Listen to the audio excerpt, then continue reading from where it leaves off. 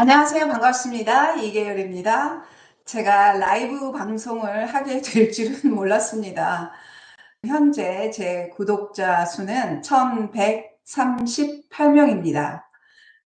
오늘 몇 분만 좀 들어와 주시면 너무 감사하겠습니다. 제가 유튜브를 2011년 5월에 시작을 했어요. 그래서 지금 3년이 지났습니다. 4년이 다 되어가고 있고요. 제가 유튜브를 시작할 당시에 저희 가족이 거의 한국 사람이 살지 않는 동네에 있었고, 저는 이제 막 간호학을 시작을 했어요. 그래서 한국 사람들을 만나서 이야기를 할 기회가 없는 그런 상황이었죠. 제가 그래서 너무 힘들고 외로워서 유튜브를 시작을 했었습니다. 이렇게까지 계속 하게 될 줄은 상상을 못했는데 여기까지 왔습니다. 저의 영상을 늘 시청해 주시고 또 용기를 주시는 댓글들을 남겨주셔서 너무 감사드립니다. 많이 떨리는데요. 아무도 안 계시나요? 아무도 안 계시면 떨지 말아야 되는데 떨리네요. 사실 제가 유튜브를 시작한 이유를 오늘 말씀을 먼저 드릴까 합니다. 간호학에 대해서, 간호사에 대해서, 미국에서의 삶에 대해서 그런 여러 가지 삶의 이야기들이 제 이야기의 주이기는 하지만 그 속에 담겨진 제 의도는 인생에 대해서 이야기하고 싶은 거죠. 예를 들면 나이가 많아서 어떤 새로운 것을 도전을 해보지 못하고 포기하고 그냥 살아가는 사람들에게 한번 도전해 봐라 이런 얘기를 하고 싶은 거예요. 그리고 10대를 지나서 20대가 됐는데 10대에 정말 죽을 만큼 노력해서 공부를 되게 잘하는 사람들은 20대에 이미 많이 성공을 하겠죠. 서울대 가고 이런 사람들은.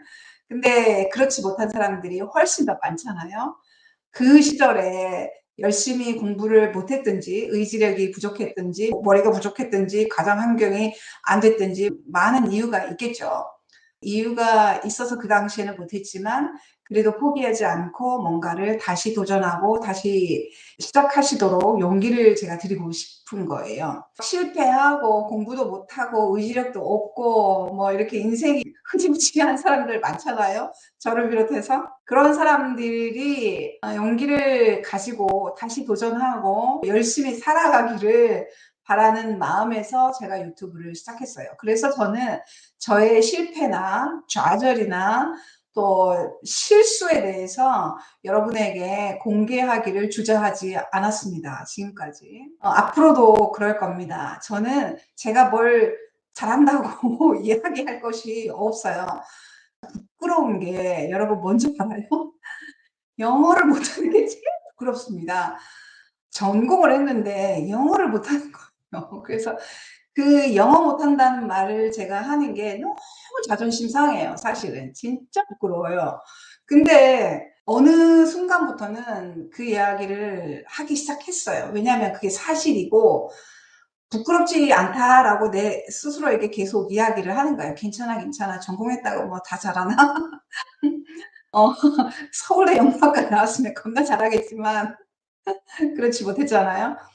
제가 현장에서 12시간 근무를 하는데 전부 다 미국 사람들이잖아요. 천천히 또박또박 정확한 발음으로 이야기를 해야 된다고 생각을 늘 해왔는데 어느 순간 그걸 다 버렸어요. 그냥 되는 대로 나와요.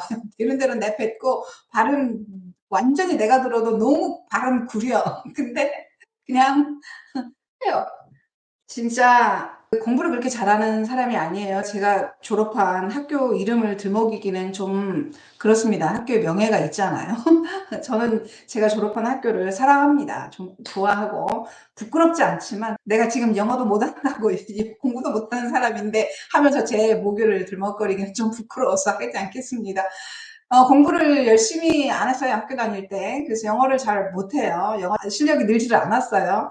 그리고 미국에 와서 간호를 공부를 했는데 공부 들어가기 전에 제가 24hour이라는 영화를 되게 많이 봤습니다. 영화가 아니고 드라마죠. 시즌이 몇 개가 왔는데 그 드라마를 많이 봤습니다. 근데 열심히 공부처럼 한 건 아니었어요. 왜냐하면 이게 공부라고 하는 건 의지력이 좀 있는 사람들이 하는 거지, 의지력이 없는 사람이 공부 계획을 해 가지고 그걸 하기가 쉽지가 않아요. 근데 그 드라마를 이제 억지로 보기를 시작을 했는데 거의 폭력물이에요. 테러가 일어나면 거기를 가서 진압을 하고 사람을 구하고 이런 내용이기 때문에 영어가 잘 안 들려도 어느 정도 스토리가 조금 보였어요. 눈으로 또 보는 거니까. 영화라는 게 그렇잖아요. 그래서 제가 미국 영화 어벤져스 같은 그런 폭력물을 좋아해요. 스토리가 이해가 안 가기 때문에 그런 거는 조금 보고, 뭐 깊이 있는 어떤 그런 영화는 제가 보질 않아요. 볼 수가 없어요. 이해를 못 해가지고. 그래서 하여간 그렇게 그걸로 먼저 시작을 했고, 그 다음에 토플 단어장을 굉장히 많이 반복해서 그 단어장을 외웠어요. 그리고 학교를 들어갔는데 어렵지 않았어요. 프리레퀴짓 과정이 어렵지 않았어요. 교재가 있었고 강의를 들었고 그다음에 그걸 공부를 다 했고 그다음에 컴퓨터 프로그램으로 그 시험 문제 푸는 거가 있었어요. 그래서 몇 문제를 풀면 보너스 점수를 주고 그렇게 했기 때문에 정해진 범위가 있었어요. 물론 범위가 굉장히 많았어요. 근데 미리 다 읽어가고 그다음에 강의를 들었고 그다음에 또 공부를 또 했고 이렇게 했는데 프리레퀴짓 할 때는 다 너무 재밌었어요. 그래서 '와 나 진짜 잘한다. 할 수 있네. 별거 아니네.' 이렇게 생각을 했어요. 그다음에 한국 분들은 수학은 걱정하실 게 없어요. 수학은 그냥 100 점이에요. 90점 이상 다 맞을 수 있어요. 한국 사람의 머리는 개념이 딱 잡혀 있어요, 수학 개념이. 미국의 대학 수학이 어느 수준이냐면 방정식 있죠. A 대 B는 C 대 D다. 그러면 BC는 AD다. 그 개념만 딱 가지고 있으면 다 할 수 있어요. 여러분 제 영상을 많이 보신 분들은 아실 거예요. 제가 프리레퀴짓을 1년을 했어요. 도학기를 듣고 그다음에 RN 과정에 들어갔어요. 근데 심지어 프리레퀴짓 과정에 제가 다 올레이를 받았어요. 진짜로. 제가 잘한 게 아니고 웬만하면 할 수 있어요. 그거는 할 수 있어요. 그다음에 간호학에 들어갔는데 2년 과정이 4학기인 거죠. 이 4학기 동안 제가 2번을 페일을 했어요. 그래서 제가 전체 4년 만에 졸업을 했거든요. 남들은 3년 하는 거를. 근데 그냥 단순 페일이 문제가 아니고 공부를 하는데 와 정말 간호학 이거 너무 이상한 학문이에요. 제가 생각해 볼 때. 의대가 물론 더 어렵겠죠. 내가 의대도 안 가보고 이런 말을 하면 안 되겠지만 간호학은 너무 이상한 학문이에요. 이거는 외운다고 되는 것도 아니고 이해를 한다고 되는 것도 아니고 외우기도 하고 이해도 해야 되고 그다음에 그 외우고 이해한 거에 대해서 적용을 할 줄 알아야 돼요. 근데 그게 너무 어려웠어요. 심지어 제가 페일을 했잖아요. 그래서 그 시험 문제를 제가 틀렸는데 그 시험 문제 지금도 기억을 해요, 제가. 어떤 문제냐면 몇 도, 온도, 날씨가 지금 여름이에요. 예를 들면 여름인데 노인을 차 안에 두면은 그게 옳은가 안 옳은가 뭐 그런 문제였어요. 멀티플 초이스인데 보기가 여러 개가 나오고 That all that apply. 다 골라라요. 다 골라 정답이. 근데 정답이 한 개인지 두 개인지 세 개인지 네 개인지 전부 다인지를 모르는 거예요. 진짜 정답인 거를 골라야 되는데 그거를 나는 이제 생각을 했죠. 그래도 온도가 이렇게 낮으면 온도가 더운 날이 아니고 온도가 낮은 날이면은 괜찮다고 생각을 했어. 괜찮다고.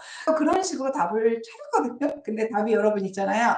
온도 이런 거는 미끼예요. 온도와 상관없이 개나 노인이나 어린 아이를 차 안에 놔두면 안 된다예요. 제가 페일을 했어요. 그 다음 학기에 다시 공부를 해서 그 문제가 또 나온 거예요. 그 문제를 보는 순간 너무 당황했어요. 또 생각이 안 나. 이 문제를 어떻게 풀었었는지 그걸 기억을 못 하는 거예요. 그래서 또 그 문제를 터뜨려요. 간호학 문제는 너무 이상하다.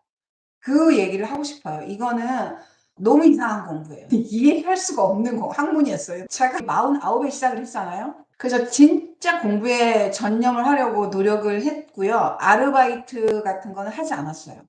그다음에 엑스턴십이라는 게 있는데 그게 뭐냐면 RN 과정에 들어가기 전에 CNA 코스가 있는데 그 코스를 마치고 그 성적까지 합쳐서 RN에 어플라이를 하고 그다음에 들어갈 수 있어요.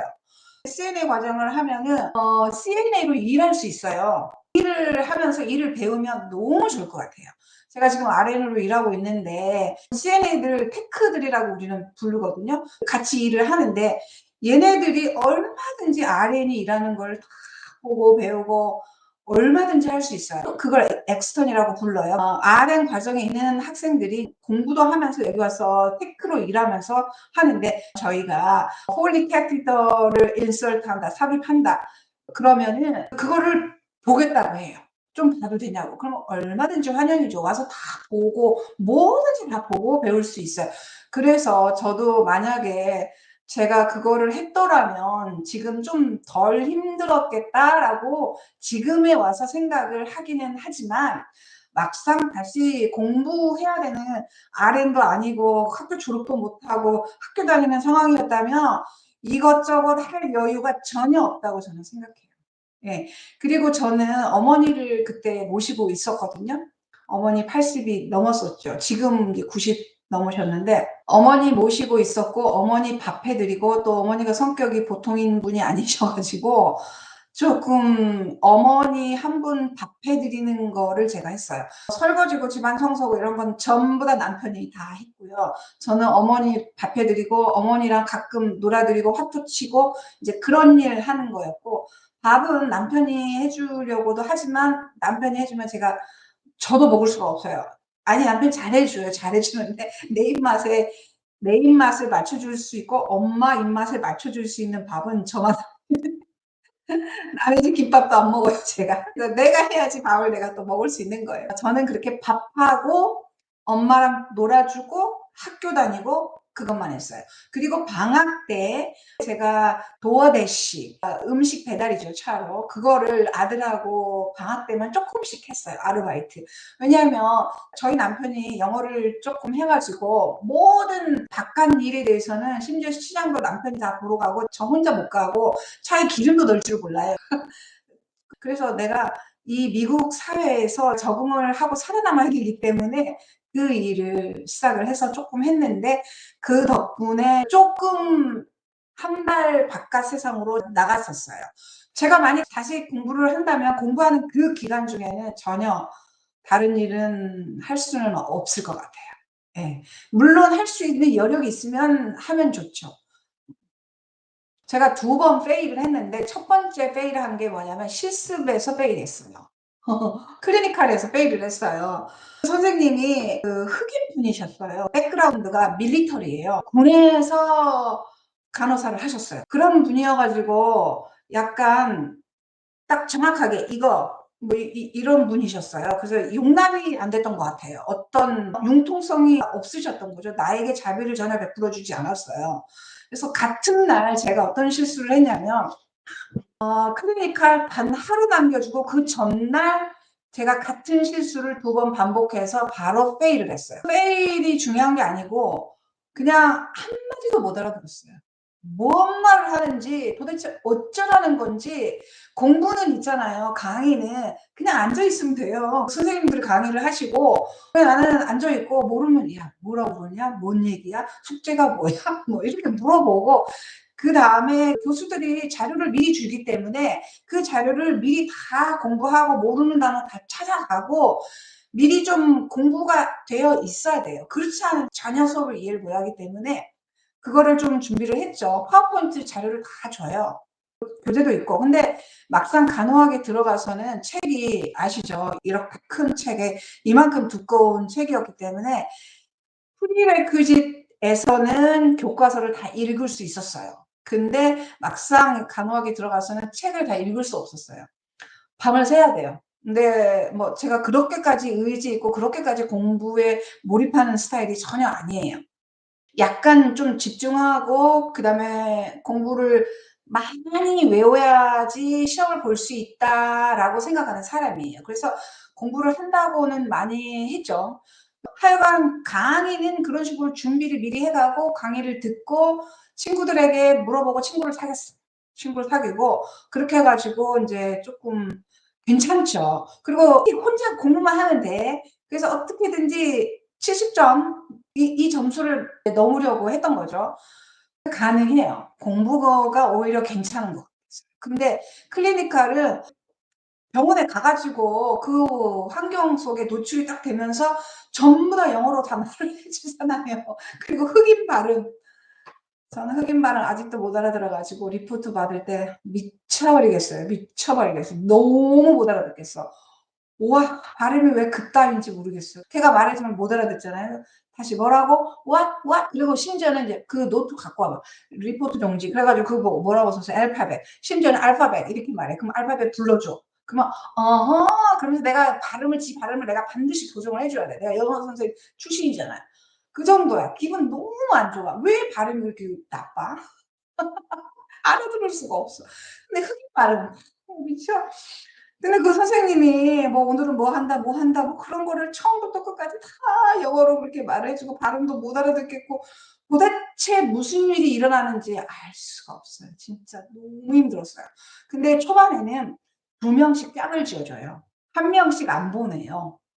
근데 우리는 영어를 못해서 두렵죠. 다른 친구들도 다 두려워요. 왜냐면은 환자에게 가 가지고 뭐 이렇게 뭔가를 하기가 다 겁나고 무서워해요. 그렇기 때문에 2명씩 짝을 지어서 가기 때문에 뭘 해도 나는 계속 따라가요. 따라가고 눈치로 하는 거예요. 친절한 애들이 훨씬 많아요. 안 친절한 애들이 별로 없어요, 공부할 때. 왜냐면 다 같이 힘든 상황이기 때문에 딱 봐도 나이 많고 영어 안 되고 이런 사람이기 때문에 다 도와줘요. 웬만하면 다 도와줘. 제가 간호 들어와서도 RN 레지던시 1년 프로그램을 하는데 그 교육을 시키면서 병원 일하면서 이렇게 하는 프로그램인 거예요. 저는 일부러 큰 병원에 어플라이를 해서 제가 하고 싶었어요. 왜냐하면 그런 교육을 해 주기 때문에. 나 처음 가 가지고 뭐 할지 아무것도 모르기 때문에. 그 교육을 받으러 갔는데 100명 넘게 같이 교육받고 강의 듣고 이렇게 하는데 강의하면은 왜 그렇게 졸린지 너무 졸린 거예요. '나 왜 이렇게 졸릴까?' 했더니 저희 남편이 그러는데 영어가 안 들리기 때문에 더 졸린대요. 너무 졸린 거예요. 잠 깨려고 그렇게 노력하고 안 들리는 거 들으려고 하고 그렇게 졸아가면서 하는데 뭘 이해를 하겠어요. 이해를 못 해.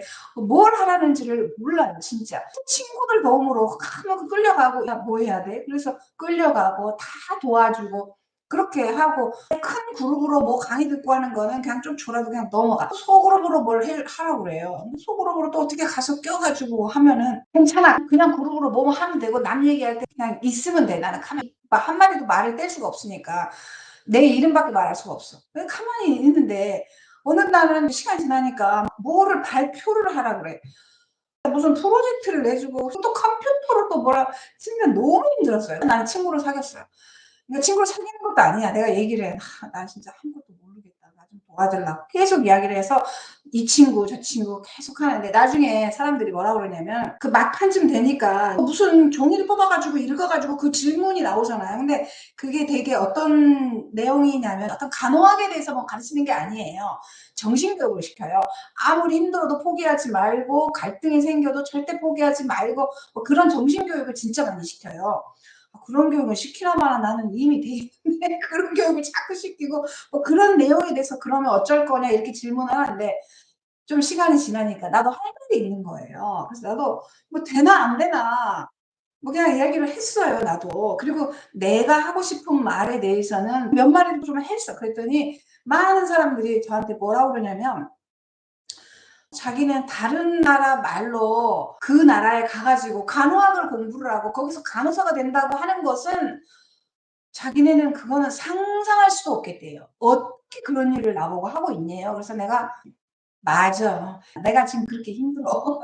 그랬더니 그 사람들이 나에 대해서 많이 배려를 해 주고 도와주려고 하고 그래 가지고 전화번호 딱 따로 좀 친절한 애 있어요. 그다음 날 숙제가 뭔지 모르는 "내일 뭐 해?" 그리고 그 아무 게 없는 날도 가기 전날 "내일 뭐 준비해 가야 될 거 있냐?" 이렇게 제가 문자를 보내요. 그럼 걔가 없다 아니면 뭐 해와라. 나는 아무것도 없는 줄 알았는데 뜻밖의 뭔가를 해야 되는 거예요. 그럼 전날 불이 나게 준비를 해서 가게 되고 그래서 저는 그냥 그 사람들의 도움으로 어떻게 간신히 거리로 겨우겨우 간호사가 된 거예요. 근데 첫 학기 때 그렇게 한번 페일을 하고 두 번째 학기 때 그 선생님과 다른 친구들이랑 많이 도와주고 근데 저는 어땠냐면 제가 한 학기를 꿇었잖아요. 다음 학기에 또 들었잖아요. 근데 이미 자료가 다 있잖아요. 새로 오는 애들을 또 사귄 거예요. 흑인 한 명 사귀고 베트남 애 하나 사귀고 그다음에 백인 할머니 백인 젊은 아가씨들 똑똑한 애들은 너무 부담스럽고 나도 친해지지가 않더라고요. 에이시안 또 여자 하나 이렇게 4명이 친구가 된 거예요. 내가 자료를 다 줘요. 왜냐하면 내가 이미 다 있잖아요. 그다음 학기가 되면은 자료가 없잖아요. 근데 내 친구들이 먼저 갔잖아요. 먼저 간 애들 있잖아요. 이번 학기 마지막 시험 오늘 끝났다. 그럼 오늘 바로 문자에서 다음 학기 거 받아요. 그래가지고 바로 준비하고 자료 컴퓨터에 파일 다 정리하고 바로 공부 들어가는 거예요. 방학 내내 공부하는 거예요. 그래서 나도 내 할 일을 한 거예요. 걔네들이 또 나를 도와주고 그렇게 해서 했고 클리니컬 두 번째부터는 그래도 적응이 된 것 같아요. 친구들이 친절했고 그다음에 선생님도 그 선생님한테 한번 페이기 때문에 그 선생님에게는 안 보내요. 그리고 이제 사람들이 다 알아요. 그 선생님이 그런 선생님이고 너무 자비가 없었어요. 실수. 마지막 날 환자 베드를 뭔 일을 하기 위해서는 허리 높이를 올려서 뭔가를 하고 끝나고 나갈 때 내려줘야 되잖아요. 왜냐하면 높이 올라가 환자가 내려오다가 폴을 하면 안 되잖아요. 하루에 2번 안 내린 거예요. 선생님한테 딱 걸렸는데 아큐체크를 했죠. 바늘을 버리기 위해서 한 3발 뛰어가서 그거를 버렸는데 선생님이 베드를 안 내렸다고 하더라고요. 너무 어이없죠. 3발짝 떼서 그걸 버리고 와서 내릴 건데 그다음에 한 번 제가 또 실수를 한 거예요. 바로 페일했어요.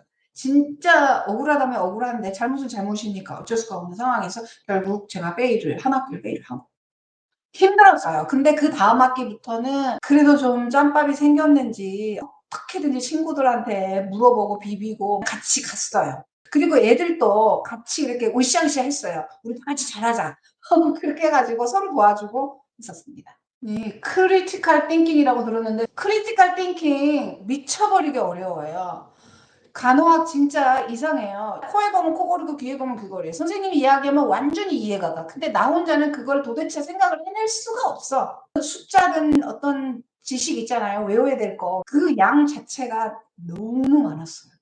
그걸 다 외운다고 하는 건 그냥 거의 나는 불가능하다고 생각해. 그래서 중요한 것만 뽑아서 외울 수밖에 없는데 그 외운 걸 토대로 크리티컬 띵킹을 하나 보는데 도대체 아직도 크리티컬 띵킹이 뭔지 모르겠어요. 단어학은 학문과 실제가 어느 것 하나를 더 중요하다고 말할 수가 없기 때문에 진짜 힘든 것 같아요. 제가 영문학과를 졸업했잖아요. 우리는 어학하고 문학을 같이 했죠. 대학이니까 늘 전부 다 맛배기로 한 과목씩 음성학도 하고 우문학도 하고 온갖 걸 다 했잖아요. 문학 17세기 영미시 이런 거 했고 그런 식의 공부만 했던 사람이기 때문에 간호학을 하기가 너무 힘들었어요. 그다음에 지금 5개월 아기를 키우고 있고 아기 낳기 전에 프리레퀴지 한 과목 빼고 다 들었는데요. 아기 키우면서 간호학 끝날 수 있을까요? 제가 어머니를 모시고 했다고 했는데 인생이 있잖아요. 그렇게 넉넉하지 않아요. 어느 누가 부모가 서포트해 주고 남편이 서포트해 주고 가족들이 서포트해 줘서 공부만 하게 밀어주는 그런 환경에 있는 사람이 있을까요? 20살 아래 애가 그랬겠죠. 근데 뭐 여기 40 대신데 인생의 무게를 양쪽에 다 짊어져요. 미국에 와 보니까요. 19살, 18살짜리들이 고등학교 다니면서 대학 과정을 공부를 하더라고요.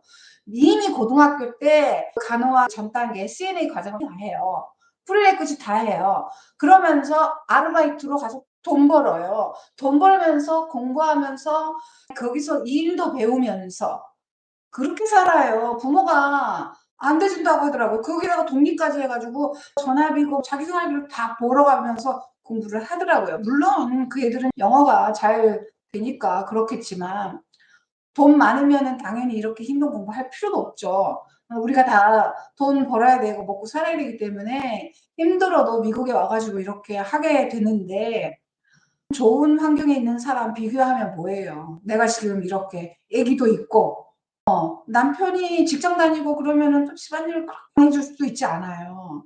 그리고 남편 혼자 벌어 가지고 학비 이런 거 해 주려면 정말 힘들죠. 49에 시작해 가지고 지금 55 세거든요. 3월 1일 되면 56 세예요. 60이 내일 모레거든요. 근데 아직도 헤매고 있어요. 사실 제가 어제 엄청난 이야기를 들었어요. 거의 해고될 위기에 있어요. 제가 오늘 이 라이브 방송을 하기 위해서 되게 준비를 좀 했거든요. 무슨 자료도 찾아 놓고 뭐 다 해 놨단 말이에요. 근데 어제 사인한 거였어요. 이게 무슨 의미인지 이따가 말씀을 드릴게요. 그래서 되게 심란했어요, 어젯밤에. 뭐 인생이라는 게 그래요. 매 순간이 위기고 매 순간이 좌절의 연속이지만 죽을 수는 없잖아요. 그리고 괜찮아요. 해고되면 딴 데 가서 일하면 되고 내 라이센스가 취소된 건 아니잖아요. 힘든 거는 많고 그렇지만 그래도 살죠. 여러분 짐이 하나도 없다고 생각해 보세요. 저는 한 일주일 정도 놀면은 너무 지루하고 너무 힘들더라고요. 삶이 완전히 파탄이 나요. 밥도 안 해 먹고 테레비만 봐요. 진짜 제가 그런 사람이거든요. 그러니까 삶이 완전히 무너지더라고요. 한 일주일 정도 쉬면 아무것도 안 하면. 그런 삶 행복한 삶이 아니에요. 내 어깨에 자식에 대한 짐도 지고 부모에 대한 짐도 지고 그 짐을 가지고 있으면서 정신을 똑바로 차리고 생활 계획을 하고 몇 시에 일어나고 밥을 해 먹고 내 건강을 챙기고 돈 벌어야 되면 아르바이트도 하시고 공부도 하시고 그러다가 시간이 부족해서 시험 떨어지면은 페일을 하면 하는 거죠. 내가 최선을 다했고 또 혹시 최선을 다 안 했을 수도 있어요. 그래도 페일을 했으면 받아들이고 또 도전을 하는 거죠. 또 하면은 괜찮아요. 나도 그렇게 했어요. 한 방에 쭉 안 갔어요. 한 방에 쭉 BSN까지 딴 사람 이야기를 들었거든요. 와, 나는 그렇게까지는 못할 것 같아. 나는 그냥 페일 해가면서 천천히 천천히 언젠간 되겠지. 그렇게 생각했어요. 그래서 포기하지 마세요. 하나도 포기할 거 없어요. 애기 포기 못하죠. 제 생각 모르셨기 때문에 제가 말씀드렸어요. 심랩 와 대박이야. 너무 클리니컬보다 그게 더 스트레스 쌓였던 것 같기는 해요. 진짜. 너무 힘들었어요. 시뮬레이션이라고 학교에서 랩실에서 하는 건데 어떤 상황을 주고 환자가 마네킹인데 교수님이 그 안에 막힌 데 들어가서 마네킹인 것처럼 말을 해요. "아 나 머리 아파." 뭐 "어째 어째." 막 이렇게 하면은 이제 우리가 가 가지고 그 팀을 짜 가지고 그중에 한 명이 메인이 되고 그다음에는 체크가 되고 그다음에 누구는 기록을 하고 이렇게 하는데 그중에 내가 할 수 있는 일은 아무것도 없었어요. 기록하는 것도 잘 못해요. 뭘 써야 될지 모르고 빨리빨리 받아 적지를 못하죠. 그다음에 이거 발표를 해야 돼, 이 사람이. 어떻게 그 순간을 모면을 하고 지나오고 그것도 어쨌든 팀으로 하는 거니까 딴 애들이 또 잘하고 너무 힘들었어요. 근데 여러분 있잖아요. 그것도 짬밥이 되고 쪼끔 여러 번 해 보니까 나도 마음속에 '아 내가 주 간호사라고 생각을 한번 해 보자.' 그래서 뭐 예를 들면 딱 들어가서 제일 중요한 게 여러분 뭘까요? 환자에게 있어서. 진짜 기본이면서 제일 중요한 거 바이탈 사인이에요. 인제 최근 들어 알게 됐어요. 환자가 특별하게 뭐가 없는데 자꾸 뭐 "I don't feel good." 아프다고도 안 해. "I don't feel good." 계속하면서 "닥터를 불러줘." 이러는데 그 환자 마음을 듣고 무조건 닥터한테 오라 안 돼요. 짜증내요. 바로 물어요. 왜 그러냐고. 나는 닥터에게 할 말을 준비를 해야 돼. 제일 기본이 바이탈 사인. 바이탈 사인이 그래서 노멀 레인지에 다 있다 그러면은 아무 이상 없고 열도 없고 괜찮은데 환자가 어쩐다. 그래서 그렇게 할 말이 있는 거예요. 의사가 항상 물어봐요. 바이탈 체크하라고. 그다음에 뭔가 또 문제가 있으면 화이트 체크. 그 블러드 슈거 레벨이 확 올라가거나 푹 떨어지면은 뭔가 문제가 딱 오거든요. 근데 환자들이 하는 그런 컴플레인을 무시는 또 안 돼. 난 진짜 많이 무시를 했어요. 그래서 마지막쯤 돼서는 내가 메인 간호사라고 생각을 하고 내가 그 시뮬레이션 어떤 주제부터 미리 줘요. 뭔가를 키를 주긴 줘. 아무것도 없진 않아. 그래서 전날 온갖 걸 다 준비를 하고 다 써 가지고 갔어요, 영어를 다. 이렇게 딱 보면 바이탈 사인 하트 레이트 치고 올라가면은 "네가 바이탈 사인 재줘. 그다음에 너 템퍼레처 재줘. 너 메드 간호사 약 챙겨 봐. 하이퍼텐션 올라가면은 네가 약 줘." 뭐 이런 거를 나 혼자 집에서 연습을 해 가지고 갔는데 진짜 그날 그걸 딱 뽑은 거예요. 그래서 좀 잘했죠. 미국 애들이 있잖아요. 결혼을 되게 빨리 하잖아요. 결혼을 안 했는데 다 보이프렌드가 있어요. 걸프렌드. 여러분 아시죠? 보이프렌드는 한국 사람이 말하는 남자친구가 아니에요. 애인인 거죠. 보이프렌드라고 말하면은 딱 느낌이 와 이제는. 성관계를 하고 있는 사이인 것 같아요. 그런 뉘앙스가 완전히 느껴져. 그리고 같이 사는 경우가 많아. 그러기 때문에 임신이 되게 잘 돼요. 그래서 임신하고 애도 빨리 낳고 그 애 키우면서 공부하는 애들 많아요. 그리고 뭐 물론 어떤 친구는 마지막 학기에 임신을 해 가지고 그 학기를 포기했다 그러더라고요. 그렇게 해서 시간이 지나면은 다시 해야 돼요. 제가 2번 페일했다고 했는데 원래 규정은 한 번만 페일할 수 있어요. 2번 페일하면은 그 킥아웃이에요. 그다음에 처음부터 다시 시작해야 돼요. 근데 3년 이내에 도전을 못 하게. 다른 학교 갈 수는 있나? 잘 모르겠네요. 그게 그렇게 쉽지는 않아요. 그러니까 그 기간 내에 맞추라고 해요. 근데 저는 2번을 페일을 했는데 그때가 코로나 기간이었고 제 동영상에 있어요. 제 친구가 장문의 편지를 써서 교수님들에게 줘서 저에게 자비가 왔어요. 다시 한번 할 기회가. 그게 코로나 때문이었는지 저 때문이었는지는 모르겠어요. 근데 그 뒤로 보니까 2번씩 페일한 친구들이 있더라고요. 근데 심지어 나랑 같이 시작했는데 제가 2번 페일하고 졸업을 했잖아요. 내가 졸업을 했는데도 아직도 공부하는 애가 있더라고요. 그러니까 걔는 최소한 3번 이상 페일을 한 애예요. 학교마다 규정이 다른지 어쩐지는 모르겠어요. 근데 마지막 학기에 임신을 해서 학기를 포기를 하고 아기를 낳고 그다음에 아기가 아주 어리죠. 그래도 애를 놔두고 공부를 하러 와서 저랑 같이 공부한 친구가 있었어요. 그래서 페이스북으로 가끔 보면은 아기들이 매일매일 자라가고 얼마 안 돼 가지고 취직한 지 1년 내에 집 산 친구들이 굉장히 많아요. 물론 미국이 다 주고 사지는 않죠.